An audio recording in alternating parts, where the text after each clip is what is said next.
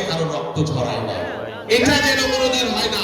আর মানুষ ক্ষুদ্র দূরের কথা, এই রাজনীতি আমি করি না, আমার রক্তে নাই, কোনোদিন কাউকে একটা চট দেয় নাই, রাজনীতির কারণে রক্ত গরম করি নাই, চক্ষু চুল করি নাই, এটা আমি করতে চাই না। আল্লাহ তাআলা এটা যেন আমাকে দিয়ে করায় না।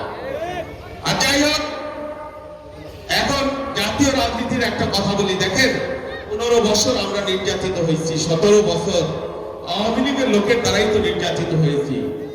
6 মাস হতে পারলো না সেই আওয়ামী লীগের প্রতি আমাদের এত মায়া, এত দরদ। আওয়ামী লীগের লোক সাথে নিয়ে আমরা বিএনপির উপরে হামলা করি, নির্যাতন করি, দল ভারী করি। এটা কোনো রাজনীতি হতে পারে বলেন? এটা কোনো রাজনীতি হতে পারে? এটা যারা করছে দয়া করে এটা করবেন না। এটা দলের নীতি নৈতিকতার বাইরে। আপনারা আপনাদের নিজেদের সর্বনাশ করছেন। আবার যদি আওয়ামী লীগ ফিরে আসে, আবার যদি এদেশে আওয়ামী লীগ ফিরে আসে, মনে করবেন আবার আপনাদের ধান খেতে পাট খেতে আপনারা বাড়ি ঘুমাইতে পারবেন না, শান্তিতে দিনাতিপাত করতে পারবেন না।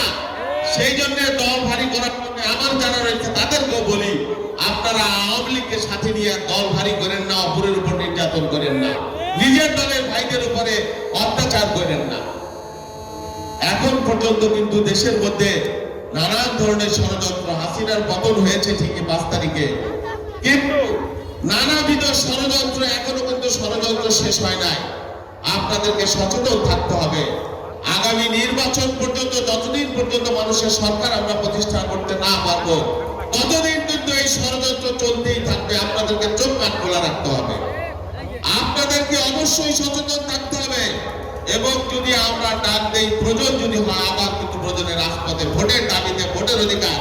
15 বছর লড়াই করেছি, ট্রেনিং জমা দেই নাই। আমাদের হাসিনার চোখে চোখ রেখে কথা বলেছি। কোন রকম আমার নেত্রী যেমন হাসিনা একটা মৃত্যুকে সাথে তিনি মেনে নিয়েছেন, কিন্তু হাসিনার শাসন মেনে নেন নাই। আমার নেতা তারেক রহমান 16 বছর দেশের বাইরে, 17 বছর দেশে আসতে পারেন না। আর আমরা কি ত্যাগ স্বীকার করেছি বলেন?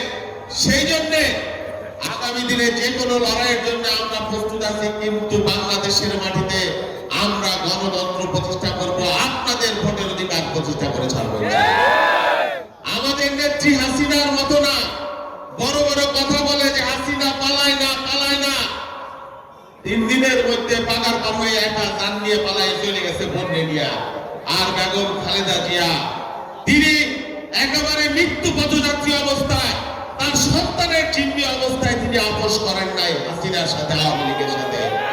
এই জন্য বেগম খালেদা জিয়াকে ভালোবাসি, আর এই জন্য শেখ হাসিনাকে ঘৃণা করি। আওয়ামী লীগের লোকদের জন্য আমার করুণা হয়। এক নেত্রী তার জীবন নিয়ে পালাই চলে গেল, আপনাদের কি করে গেল? আপনাদের যদি লজ্জা থাকে, এই আওয়ামী লীগকে থুতু বাইরে আপনাদের বিদায় করা, ঝাঁটিয়ে বিদায় করা উচিত। প্রিয় বন্ধুরা, আগামী দিনে বাংলাদেশে একটা নির্বাচন হবে গণতন্ত্রের জন্য। সেই নির্বাচনকে সামনে রেখে আপনারা ভাই হিসেবে দলের মধ্যে ঐক্য রাখবেন, সমাজে শান্তি রাখবেন, শৃঙ্খলা রাখবেন। গায়ের জোরে কারো উপরে কোনো অন্যায় জুলুম যাতে না হয়, কোন সালিশ দরবারে কারো উপর যাতে অন্যায় না হয়, কোন দখলবাজি যাতে না হয়। বিএনপির কেউ যদি এগুলোর সাথে জড়িত থাকে, এই যে নেতাদের বলবেন, তাহলে আমাদেরকে বলবেন। আমরা কিন্তু এগুলো কোনো প্রশ্রয় দেব না। আমাদের দলের এলাকার শান্তির জন্য, মানুষের শান্তির জন্য আমরা যে কোনো ত্যাগ স্বীকারের জন্য, যে কাউকে আমরা ত্যাগ করবার জন্য আমরা প্রস্তুত আছি। প্রিয় বন্ধুরা, সময় বেশি নাই, আমি আর বক্তব্য দীর্ঘায়িত করবো না। আমার গলা ব্যথা, কথা বলতে পারছি না।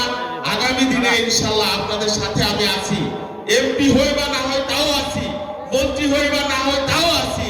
আগেও ছিলাম, আমি আপনাদের এলাকার সন্তান, এই এলাকায় জন্মাইছি। আপনারা ডাকবেন, যে কোনো কাজে আপনাদের সাথে পাবেন, ইনশাল্লাহ আমাদেরকে পাশে পাবেন। আমাদের নেত্রীর জন্য দোয়া করবেন। বেগম খালেদা জিয়া, তিনি অসুস্থ অবস্থায় আছে, তারেক রহমানের জন্য দোয়া করবেন, ইনশাল্লাহ আগামী দিনে যাতে তিনি দেশের নেতৃত্ব দিতে পারেন। আর কৃষক যারা রয়েছে তাদেরকে বলি যে আপনাদের জন্য আমাদের দল, জিয়াউর রহমান, খালেদা জিয়া, তারেক রহমান সব সময় আপনাদের জন্য মায়া করছে, আপনাদের পাশে আছে।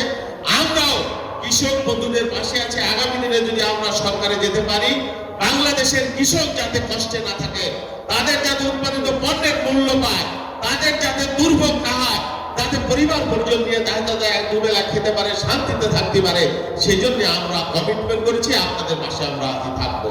সবাইকে ধন্যবাদ। আল্লাহ হাফেজ। বাংলাদেশ জিন্দাবাদ।